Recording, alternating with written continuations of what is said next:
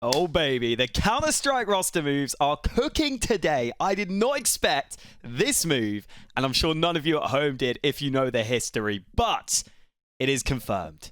Astralis have signed cadiaN as a rifling in-game leader.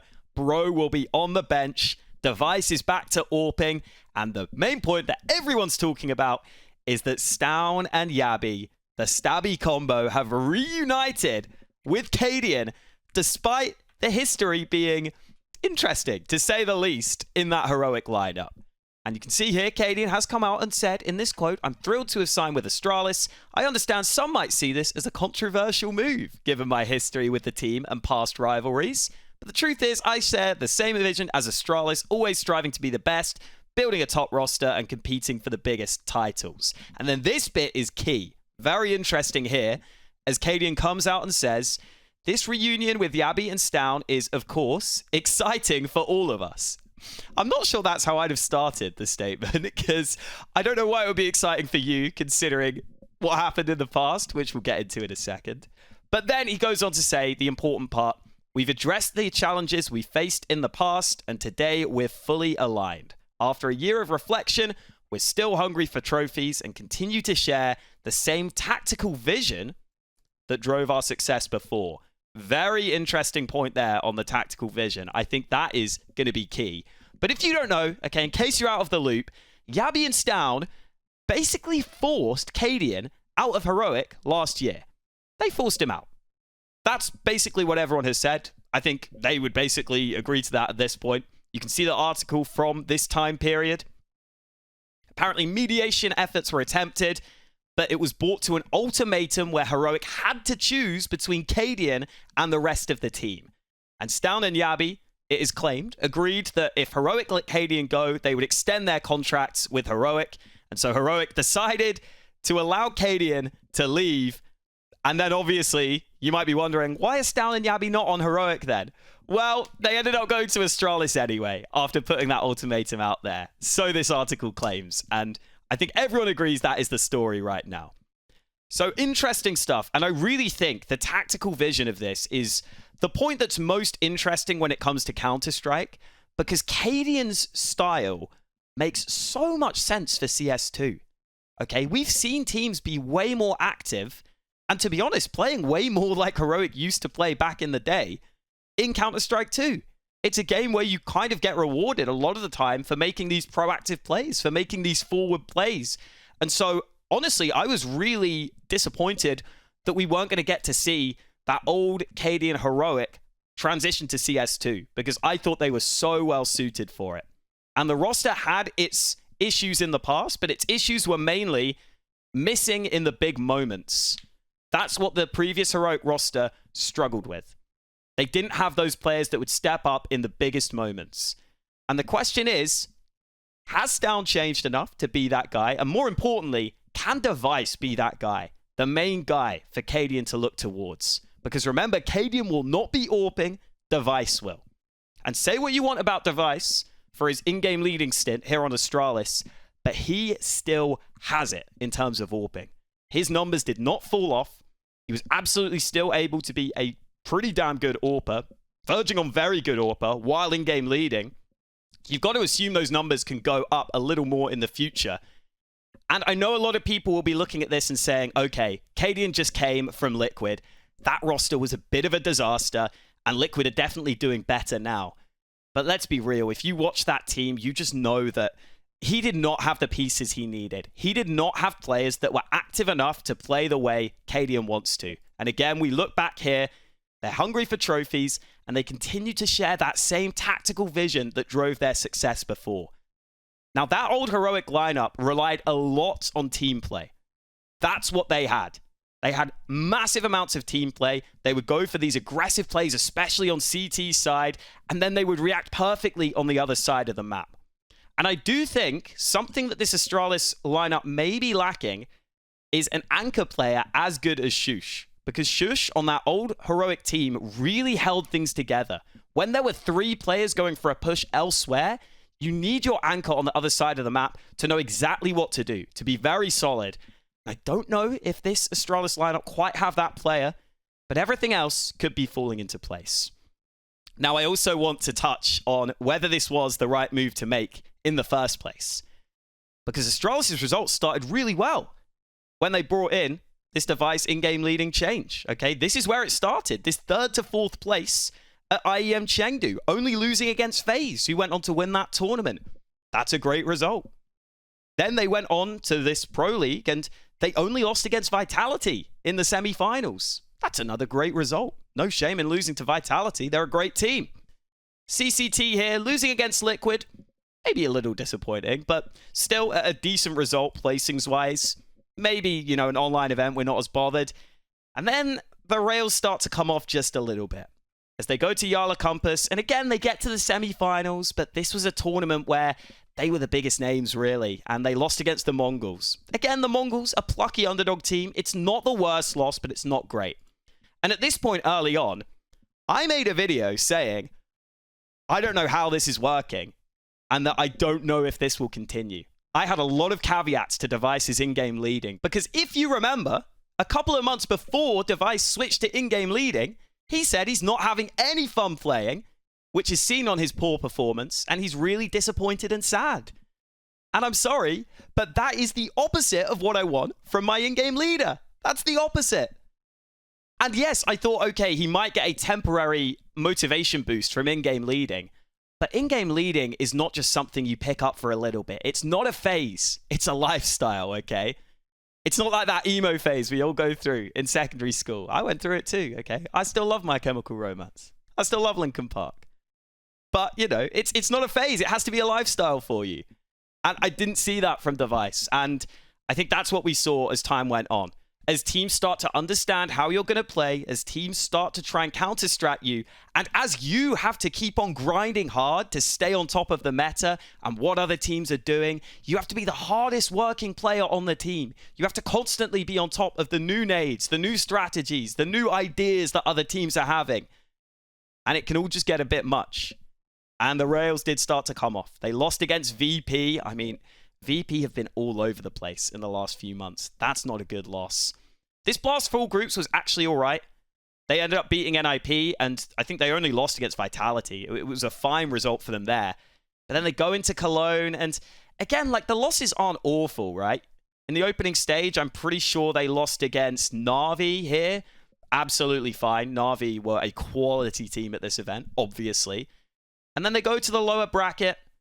Who did they lose to in the lower bracket? I think it was okay. Yeah, they lost against G2, which on paper that looks okay, right? G2 are the sort of team you want to be competing against, but you wouldn't always expect to beat G2, right? If you're Astralis, that's the sort of team you should be close against, but it can be a 50-50. And if that was the case, that would be fine. But look at this result, guys. They got smashed. These two maps weren't even close. 13-1, 13-3. I mean, come on.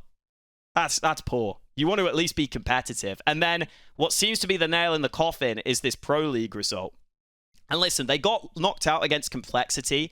That might not be as bad as it first looks, because Complexity are actually having a really solid event here. They've beaten Mouse. They've just beaten FaZe while I'm making this video. So that loss maybe isn't as bad as it seems, but if you're Astralis, you still want to be beating Complexity. I think the main one that might have done it, though, is, I mean, guys, like, if you look, where are we? There we go. This loss here against Fnatic. Oh my, this is a game you cannot afford to lose. Not only because Blame F, the player that you let go, has just spanked you, but also look at this Fnatic team. It's just not close to the quality level of yours. You can see Device's numbers dropping off a bit. He had to be the star. It just hasn't been the same. And yeah, I think this was the right move to make. And I actually think these losses against Complexity have kind of done them a favor, because I don't think those losses are as bad as they seem with Complexity's form. But I think this Pro League gave them the kick up the arse to realize, right, we've got a few months until the end of this season. We could probably make a roster move now and get into decent shape for the end of the season, for the major. And I think that's what they've realized they have to do. And I think it's the right decision. Because if you want to be competing for playoffs, I don't think this roster had it in them anymore. I said it earlier. I'll say it again. I just didn't see Device being that consistent in-game leader at this point in his career. So the big winner here is obviously cadiaN. Let's touch on that quickly. The big winner here is cadiaN, okay? Because you had Device in-game leading, and like I was saying earlier, you know, it's like when you get into a new relationship. You're putting your best foot forwards. You know, you're always going out, getting a fresh haircut for your girlfriend. You got your shirt on. You're constantly making the effort.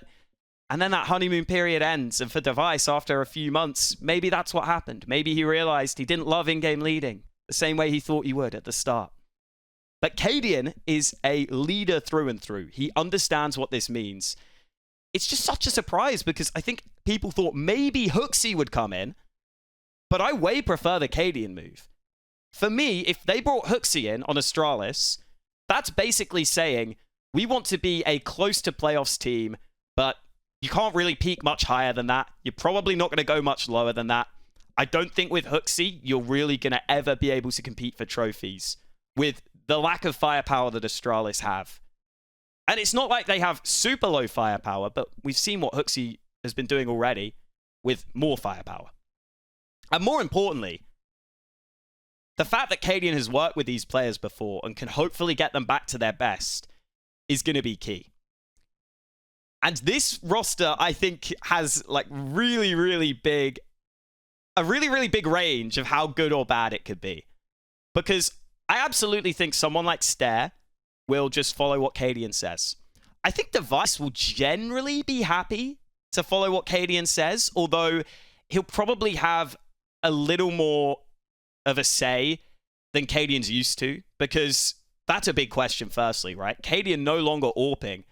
Device is going to have plays that he wants to make, but I don't think Device ever needs to be crazy aggressive with the AWP. And I think that can work fine here, right? If cadiaN says, okay, a couple of our riflers are going to go for an aggressive play on A-site Mirage, you can just leave Device elsewhere, and oftentimes that's what he's best at. I do think Device has evolved his game. He definitely likes to go for picks sometimes, and I think cadiaN will make the most of that. But most importantly, Device's personality is not going to clash with cadiaN's. And I think that's what this team needs. And I really do think Stavn and Yabby could have taken some humble pie and could have realized in this time period, oh wow, we didn't realize what cadiaN was doing for us. So often players will kick their in-game leader, they'll have a new in-game leader, and they'll realize, wow, we did not appreciate what this guy did for us. And I think that's what's happened here. I think Stavn and Yabby have realized we did not appreciate what cadiaN was doing for us, how he set up the team so well, how he took a lot of the flack onto himself so that we could just focus on our own games.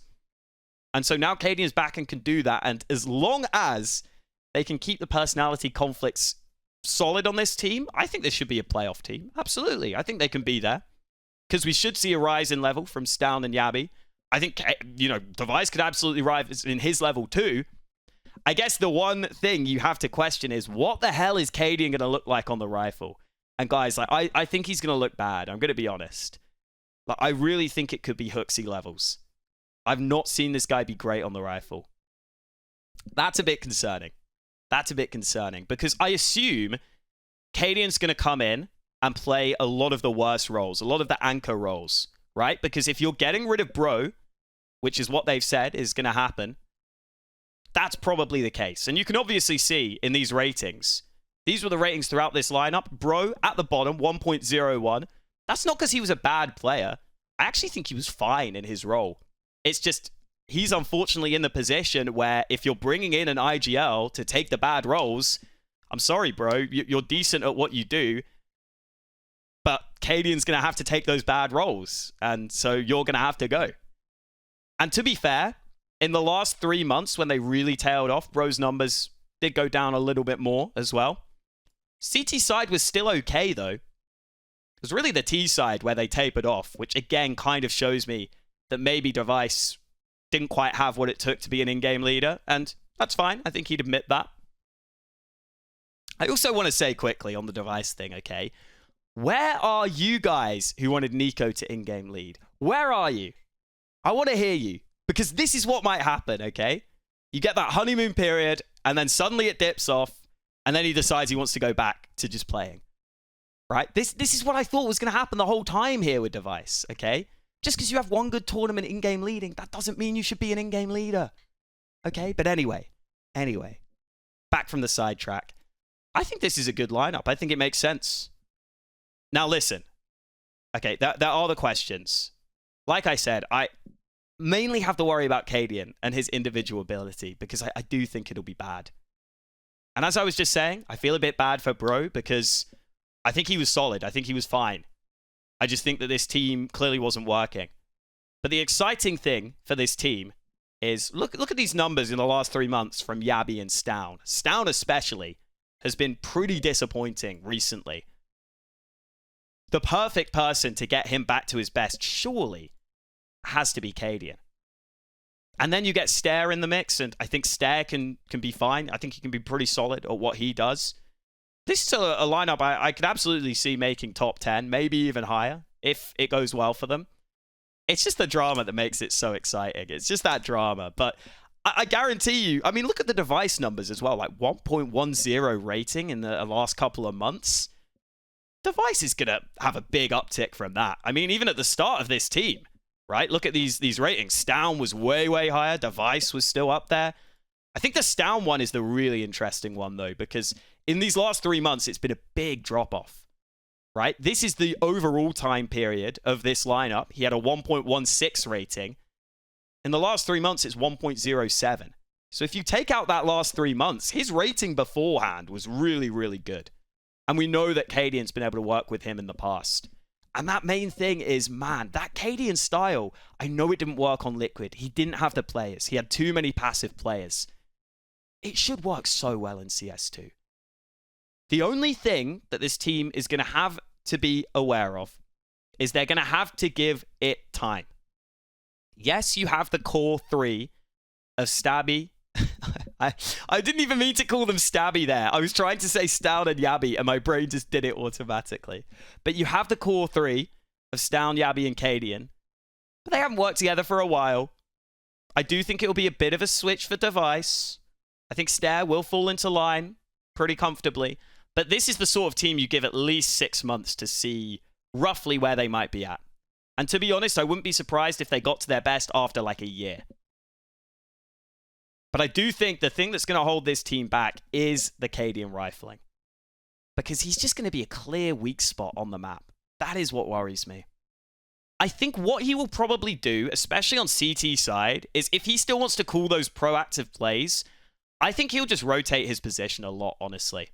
I think it's important he has a good working relationship with Device. Because say on a Mirage, for example, I assume that cadiaN might be the B anchor. I think in at least quite a few rounds in the half, he needs to be going over towards mid and A with the pack and making aggressive plays. And when that happens, I think the thing that makes the most sense to me is just put Device on that other site. It might limit him slightly, but he is so likely to be able to lock that site down, get 1 or 2 kills, and allow for those retakes that Heroic was so good at in the past. But I think this team could absolutely make sense. As weird as it seems, I think Astralis might be cooking here, man. I think they might be cooking. And the main thing is, this is a move that shows ambition to me. This is a move that shows ambition. And I think they're pretty fortunate that it's happened in this time period because they had cadiaN and Hooksy available. Otherwise, I think they might have just seen out this roster. If there weren't obvious replacements available, they might have just strung this out for the next 3 months and said, screw it, we'll wait until the next roster window. Because no one else is making roster moves around this time. But I like how cutthroat this is. I really do. I think it had to happen. I think if you want Device to be at his best, if you want to keep him, clearly this is what was needed. And we'll see how successful this can be. But I'm really excited for that cadiaN style, man. If you haven't seen it, if you're just a CS2 watcher, it is so dynamic. It is so flowy. If these players can get on the same page, they could be an absolute joy to watch. Thank you guys for watching. Let me know what you think of this move. And I'll catch you next time.